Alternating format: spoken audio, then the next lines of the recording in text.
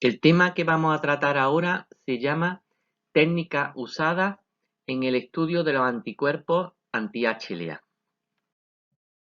En concreto, vamos a tratar tres temas. Uno sería en qué consisten las pruebas cruzadas. Vamos a hablar de la técnica y vamos a hablar de la interpretación, qué es lo que significa cada uno de los resultados que nos pueden salir y lo que tenemos que hacer a partir de los resultados obtenidos. Vamos a hablar de la técnica Luminex, que ya hemos hablado a lo largo del curso en varias ocasiones de ella, pues vamos a intentar profundizar un poquito en ella. Y por último, vamos a hablar también de la técnica de citotoxicidad dependiente de complemento.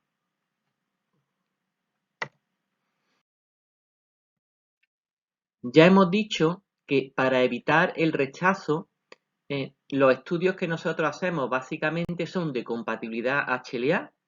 En este sentido, lo ideal sería elegir una pareja donante-receptor lo más parecida posible.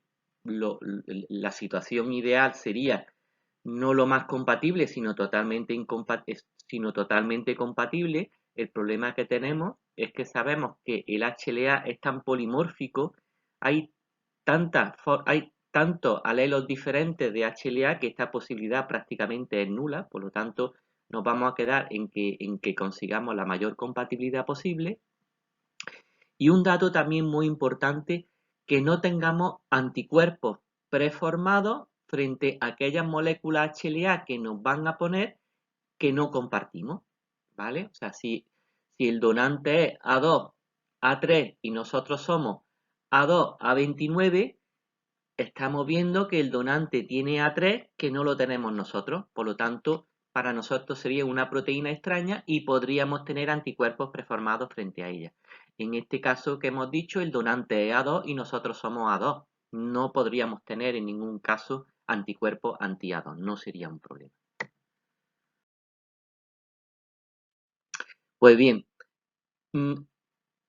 una vez que los pacientes hacemos un estudio para incluirlo en la lista de espera, todos estos pacientes tenemos el tipaje HLA hecho, tenemos un estudio de anticuerpos, pero realmente todos estos estudios que hemos hecho, incluso el PRA y el estudio de especificidades, todos estos estudios que hemos comentado, realmente van dirigidos a una población genérica. Son estudios probabilísticos o que simplemente nos indican lo que nos puede venir bien o nos puede venir mal.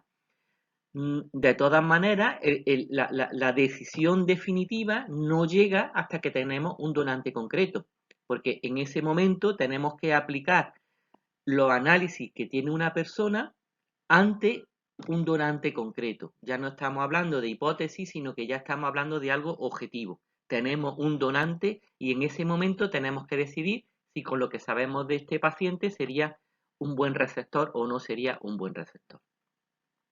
En la mayoría de los casos el donante es cadáver, por lo tanto no podemos tener estudios hechos rutinarios con el donante con tiempo antes de hacer el trasplante. Esto sí ocurriría cuando el donante es vivo, por ejemplo, de hígado o de riñón, como ya hemos comentado en anteriores ocasiones.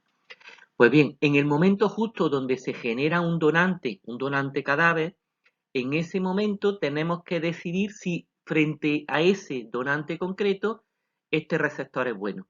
Y para eso tenemos la opción de hacer lo que se llaman las pruebas cruzadas. Pues bien, el primero que habló de las pruebas cruzadas fueron Patel y Terasaki sobre el año 1969. Pues ellos un poquito antes estudiaron qué es lo que ocurría en pacientes trasplantados de riñón que tenían pruebas cruzadas positivas o negativas. La palabra inglesa es cross-match, también es muy utilizado a nivel coloquial aquí en España, esa palabra en vez de pruebas cruzadas. Lo encontraréis de las dos maneras. Pues bien, ellos publicaron en el año 1969 que las personas que tenían cross-match positivo o que tenían las pruebas cruzadas positivas rechazaban 24 sobre 30 y no rechazaban 6 sobre 30, mientras que de las cross-match negativos solamente rechazaban 8 y no rechazaban 187. Eso quiere decir que aquellas personas con Crohn más positivo tenían muchísimo más riesgo de rechazar el órgano que se le estaba poniendo que aquellas personas con el Crohn más negativo.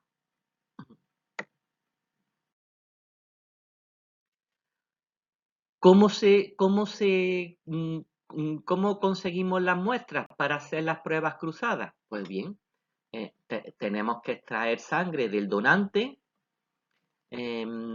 Alternativamente se podría utilizar bazo o ganglio, pero realmente la sangre periférica es la muestra más fácil de obtener. Podemos trabajar perfectamente con sangre periférica. Como nosotros realmente la prueba tenemos que hacerla con linfocitos, tenemos que hacer un paso de ficoleo que ya hemos visto anteriormente. De manera que nosotros aislamos linfocitos del donante. Al receptor también se le tiene que sacar sangre, también sangre periférica, y en este caso lo que tenemos que hacer es dejar que se coagule, centrifugamos y obtenemos suero.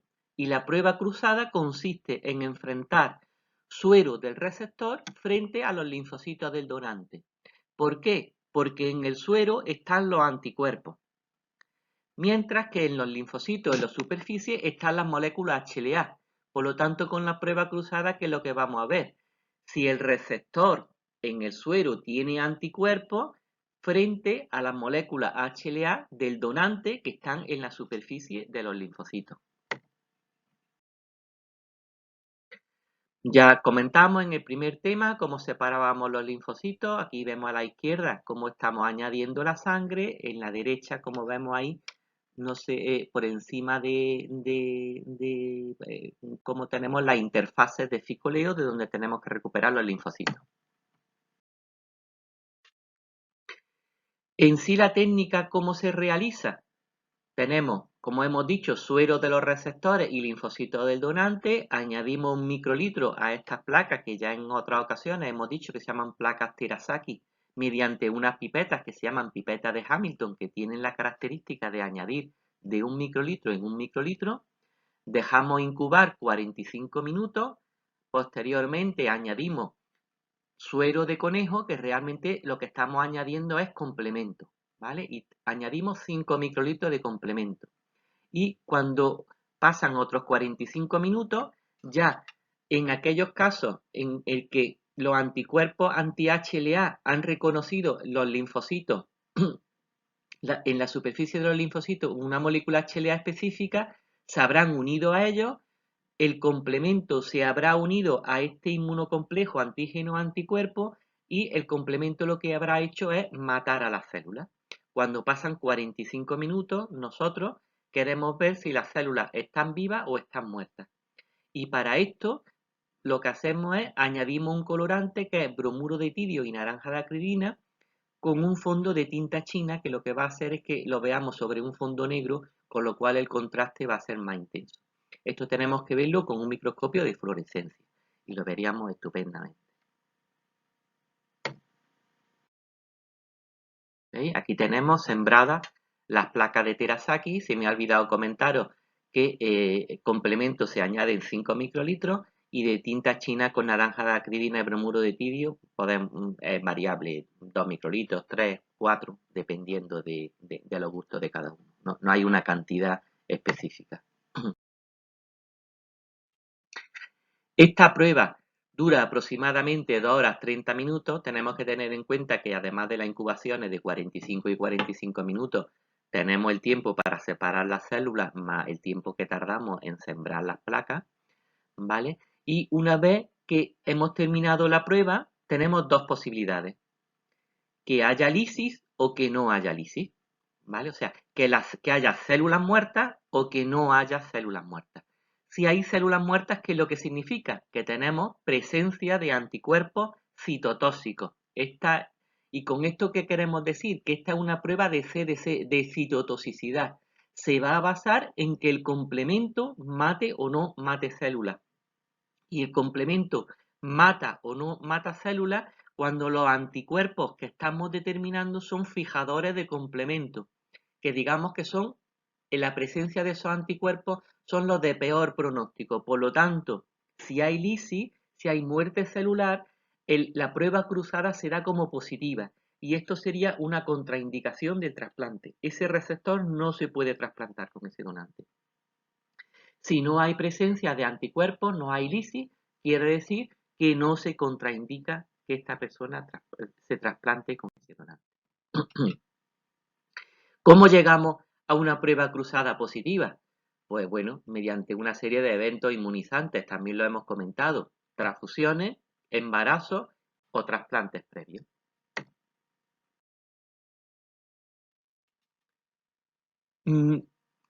Estas pruebas cruzadas son necesarias en todos los órganos y tienen la misma importancia en todos los órganos.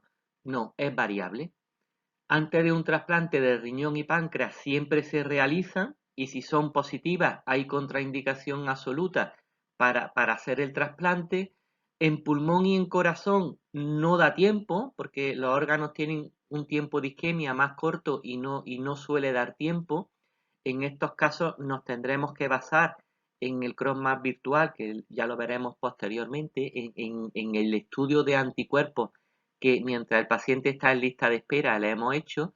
Y por último está el hígado, que incluso pacientes con pruebas cruzadas positivas podrían trasplantarse. ¿Vale? El hígado es un órgano especial que se comporta de manera especial y el rechazo hiperagudo no existe en el hígado. Entonces, podríamos trasplantar incluso con CROSS-MAP, con pruebas cruzadas positivas. Pues bien, hemos comentado la prueba cruzada por citotoxicidad mediante la muerte celular por el complemento y hemos dicho que estos anticuerpos son los de peor pronóstico dentro de un trasplante. Ahora vamos a ver de otra técnica de citometría, que es la técnica de citometría de flujo que también nos permite hacer pruebas cruzadas. ¿Cómo se realiza esta técnica? Pues el primer paso, arriba a la izquierda, añadimos suero del receptor y linfocitos del donante, hasta ahora lo mismo. Posteriormente se incuban incubamos este suero del receptor y los linfocitos del donante y lo que hacemos es que durante esta incubación esperamos que si el receptor tiene anticuerpos se vayan fijando al HLA del donante. ¿Vale? Dejamos un tiempo prudencial para que esta reacción ocurra. Posteriormente hacemos una serie de lavados para que los anticuerpos que no se hayan fijado se eliminen y después no nos den problemas a la hora del análisis. Después de estos lavados añadimos un anticuerpo anti-IgG unido a un fluorocromo, de manera que este anticuerpo, si hay anticuerpo anti-HLA pegado al HLA del donante, este anticuerpo se unirá a esos anticuerpos y posteriormente hacemos otros lavados para eliminar todos los anticuerpos que no se hayan unido. Como el último paso sería una adquisición y un análisis en el citómetro de flujo y el análisis mediante un programa informático. Aquí tenemos una prueba cruzada en la cual en la izquierda vemos cómo esta persona tiene anticuerpos anti-HLA. Vemos en la parte izquierda veríamos el control con una columna muy pequeñita para saber que la prueba ha funcionado bien, simplemente un control de que la prueba funciona. Y vemos ahí una columna, vemos ahí una montañita muy elevada que nos está indicando que esta persona tiene anticuerpos anti-HLA, ¿vale? Aquí podríamos ver la citometría de flujo dependiendo de que nosotros añadamos otros marcadores que de CD, de marcadores de HLA clase 1 o clase 2, podríamos diferenciar y saber si las pruebas cruzadas es por anticuerpo anti-HLA clase 1 o anticuerpo anti-HLA clase 2. Si nosotros aquí a la derecha no tuviéramos esa montaña, sino que estuviéramos a raíz de la gráfica, pues diríamos que las pruebas cruzadas son negativas. Es una prueba muy objetiva porque lo estamos viendo muy evidentemente. ¿Cuáles son las ventajas que tiene la prueba cruzada por citometría de flujo? Tiene una mayor sensibilidad, porque debemos tener en cuenta que estamos detectando IgG que fija complemento y que no fija complemento, simplemente estamos detectando anticuerpos que se unen a las moléculas HLA, por lo tanto tiene mayor sensibilidad, va a dar más veces positiva que con la prueba de CDC. Detecta anticuerpos no fijadores de complemento también, que aunque son algo menos deletéreos, pero también es un factor de riesgo. Tampoco se deberían trasplantar personas con anticuerpos, aunque no sean fijadores de complemento, perdón, excepto en casos muy seleccionados. Tiene mucho interés en retrasplante porque nos permiten hacer estudios más objetivos y más evidentes. Y los mejores resultados se obtienen cuando se combinan con técnicas de detección en fase sólida, que sería la técnica de Luminet, que la veremos un poquito más. Por lo tanto, tenemos que una persona puede dar positiva por citotoxicidad, puede dar positiva por citometría de flujo. En este caso deberíamos prohibir el trasplante. Una persona puede dar positiva por citometría de flujo y podría dar negativa por citotoxicidad. ¿Esto qué nos quiere decir? Que los anticuerpos que tenemos no son fijadores de complemento. O sea, estaríamos en un grado intermedio de riesgo. ¿Se debe trasplantar la persona? Solo si esta persona muy difícilmente encuentre un donante, porque el tener anticuerpos, aunque no sean fijadores de complemento, va a ser un riesgo elevado. ¿Vale? Bueno, además de estas pruebas clásicas, hoy en día pues tenemos a nuestro alcance otras pruebas. Una citometría de flujo en fase sólida, que sería una citometría de flujo basada basado en la técnica de citometría de flujo, pero que utilizamos la tecnología Luminet, que tiene, como vamos a ver a continuación, una serie de ventajas muy evidentes. En este caso, ¿qué es lo que hacemos?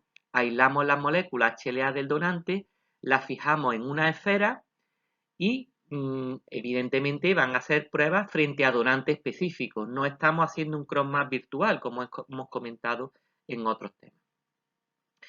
También podemos hacer cross-match con células endoteliales. Se veía que había personas que no daban el cross-match positivo, pero que después, al poco, había un rechazo y cuando se estudiaba de forma muy profunda qué anticuerpos tenía esa persona, veíamos anticuerpos anti-endotelio, ¿vale? Y esto se solucionaría haciendo un cross-match con células endoteliales. Además, esto nos permitiría hacer este mismo cross-match en diferentes momentos post-trasplante, con lo cual podríamos ver si el rechazo se debe a estas moléculas. En aquellos pacientes, corazón, pulmón, donde no podemos hacer un cross-match real en el momento del trasplante, ¿qué es lo que podemos hacer? Un cross-match virtual. Aquí tenemos, por ejemplo, un paciente, aquí tenemos los anticuerpos que tiene. Imaginamos que esta persona no tiene anticuerpos anticlase 2, solamente tiene anticuerpos anticlase 1. Vemos que tiene anti-A y anti-B. Vemos que anti-C no tiene, ¿vale? Volvemos a recordar la intensidad de las columnas de color rojo que nos indica que tiene y vemos como de C las columnas no son de color rojo, por lo tanto queremos decir que no tiene. A más las especificidades que estén más a la izquierda nos indican que tenemos más anticuerpos frente a esa especificidad, las especificidades que tenemos más a la derecha en la gráfica que no tenemos anticuerpos. En el primer caso, por ejemplo, un primer donante que fuera B57, no podríamos trasplantarlo porque esta persona tiene anti-B57. En cambio, el segundo donante y el tercer donante sí podríamos ponérselo porque tal como estamos viendo en este momento, este paciente no tiene anticuerpos preformados frente a los tipajes del donante 2 ni del donante 3.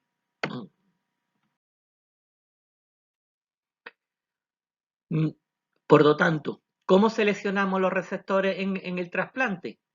Pues muy fácil, ya hemos dicho. Primero, desde el punto de vista de la histocompatibilidad, evidentemente, según la gravedad, según el tiempo que el paciente lleva en diálisis, eh, mm, eh, hay otros criterios, no es el único, pero nosotros nos vamos a centrar solamente en la parte que nos interesa, que es la parte de histocompatibilidad.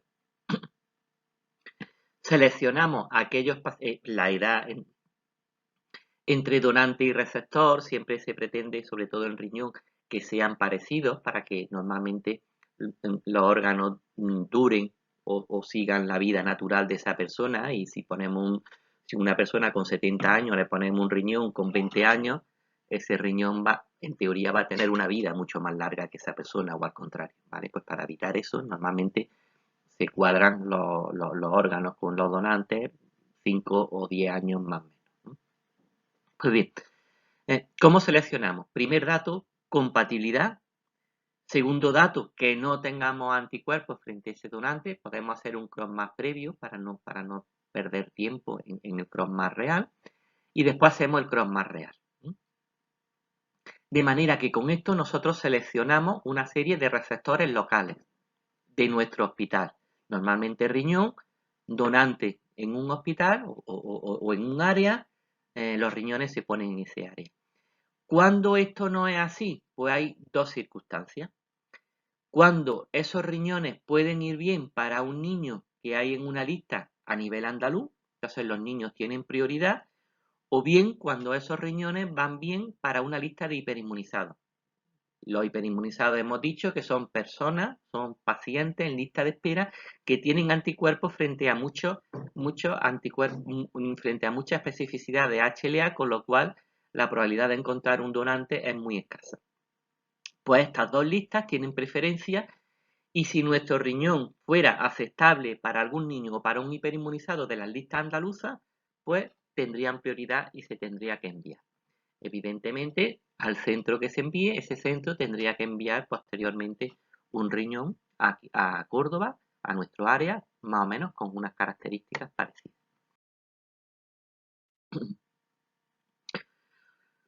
Una prueba cruzada positiva aceptable, pues evidentemente solo debería aplicarse en pacientes con muchísima dificultad para encontrarle un donante, porque si no es mejor esperar a que la prueba cruzada sea claramente negativa, ¿vale? Tendremos que hacer un análisis individualizado de cada paciente, ¿vale? Porque, bueno, habrá pacientes que merezca la pena arriesgarse y en otros no. Evidentemente habrá que valorar los resultados de clase 1 y clase 2. El cross-match frente a clase 1 puede producir un rechazo mucho más agudo que los resultados anticlase 2. Sería valorable. Y además se deben valorar los resultados de citometría de flujo y CDC. Evidentemente un cross-match con CDC positivo, perdón, un trasplante con CDC positivo está prácticamente, absolutamente contraindicado. No se debería hacer. ¿Esto quiere decir que todos los pacientes con CDC positivo van a tener un rechazo hiperagudo? No, pero con una probabilidad muy, muy, muy elevada. Debería ser un riesgo totalmente inaceptable. No deberíamos aceptarlo, ¿vale? Y de hecho no se acepta, no se trasplanta. ¿Cuándo la prueba cruzada positiva sería aceptable?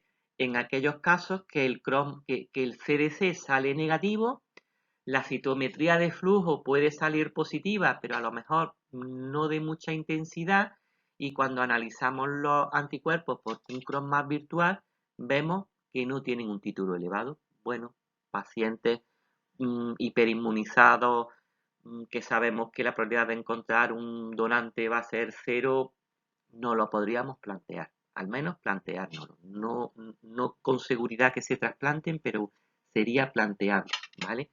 No es la situación ideal, ni mucho menos. Lo ideal sería esperar que las pruebas cruzadas fueran negativas. La tecnología Lumine.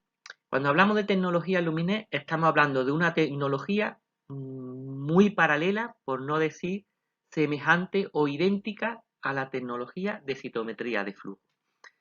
Lo único que ocurre es que aquí, en vez de trabajar con células, lo que estamos trabajando es con unas microesferas que tienen las características de una célula y nosotros a estas microesferas le hemos unido una serie de reactivos biológicos para tener una especificidad que nosotros queremos y tienen solo la especificidad que nosotros queremos.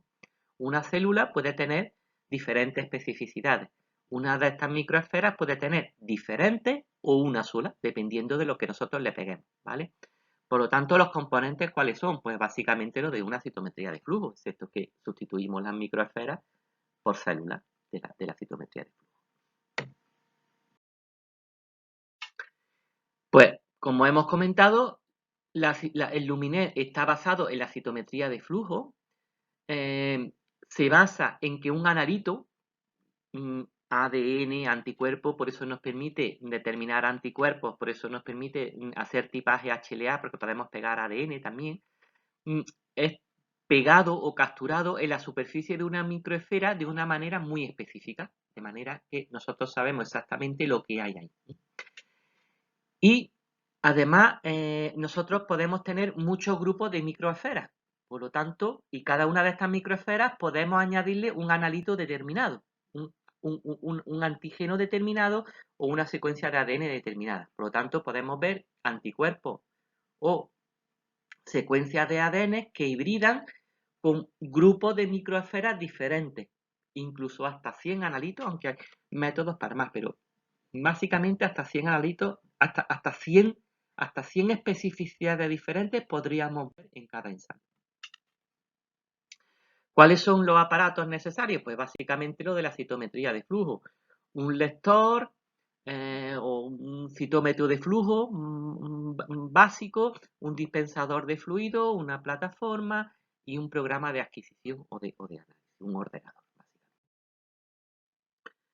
¿Qué software utilizamos? Pues tenemos un software que es el que nos va a interesar ahora a nosotros, que es el software que va a ir dirigiendo todo el proceso de realización de la técnica, preparación de hojas de trabajo, en la que le identificamos a cada paciente qué es lo que vamos a hacer, donde vamos a hacer los lavados de mantenimiento diario, en fin, donde nos va a hacer, digamos, eh, todo el trabajo técnico que necesita esta técnica y posteriormente un programa de análisis que se llama Matchit, que bueno, ya sería más un programa, ya he dicho, para ya hacer la determinación concreta de la chica, ¿vale?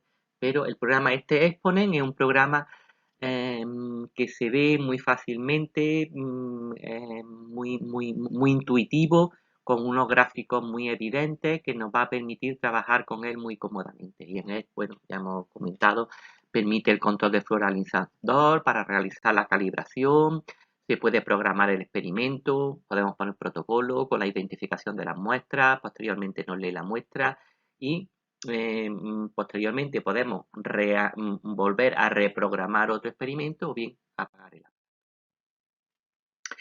¿Cómo trabajamos? Pues bueno, aspira la muestra, se inyecta fluido del sistema, que va a 90 microlitros por segundo, para que la muestra vaya pasando a través de un canal, a través de una columna fina, que es muy pequeñita y por lo tanto las esferas que hemos puesto se van a alinear de una en una y va a incidir sobre ella un rayo láser que nos las va a dividir. Tenemos dos láser y nos van a reflejar fluorescencias diferentes. El láser rojo, ¿qué es lo que nos va a permitir? Que esas 100, o sea, nos va a dividir la microesfera en 100 grupos diferentes. Nos va a añadir cada una de esas esferas según el rojo y el infrarrojo que refleje, nos lo va a colocar en un lugar diferente, ¿vale? Por lo tanto, aunque las esferas han entrado en el mismo canal y a la vez, el aparato a través del láser rojo las va a redirigir y nos las va a meter en un sitio diferente. El láser verde lo que va a ver es, bueno, evidentemente cada grupo de estas microesferas llevan pegado un antígeno, o sea, una especificidad HLA diferente o una especificidad de secuencia de ADN diferente para hacer un tipaje de un alelo diferente, ¿vale? Por lo tanto, pues una microesfera llevará la especificidad a 2, otra a 3, otra a, etc. El rayo láser, ¿qué es lo que nos permite ver? La intensidad de la unión antígeno-anticuerpo que hay en cada grupo de microesferas. O sea, si una microesfera tiene el A2, con el láser verde lo que nos va a ver la intensidad de anticuerpos que nosotros tenemos anti-A2, o sea, la cantidad de anticuerpos que nosotros tenemos